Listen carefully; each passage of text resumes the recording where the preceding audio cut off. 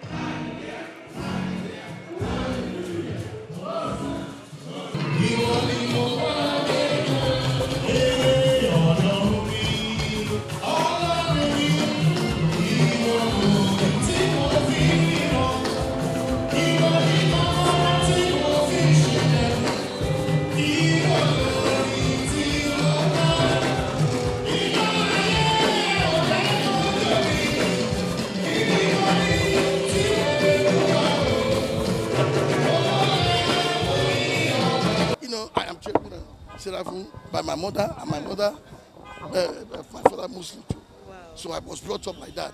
So anytime I'm here, I'm home, and we always pray together, and that is been our relationship. So, my sister, my mother, and everything. so my daddy, what is your advice for every youth out there looking up to you that loves you like me? Well, the thing is that when you say you want to do something, you have to do it. Integrity should be their watchword. And let them, there's time for everything. So you should be serious when it's time for serious. Me, I love to dance. Then when it comes to work, I do my work. Yes, So that's what I can tell them. Okay, So that sir. it can be a better tomorrow for them. Yes, I thank you very much, and God bless you all. Amen, Thank sir. you. Thank you, Daddy. God Ola. bless you, sir.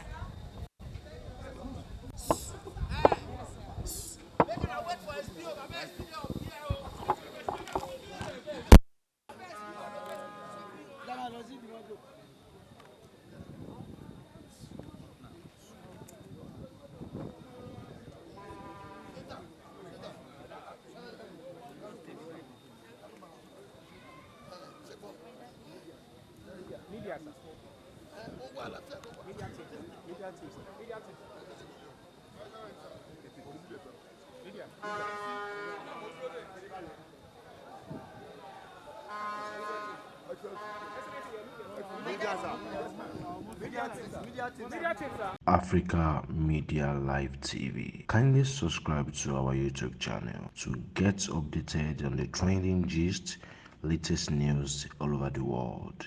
Like our page, subscribe, and share with friends. Thank you.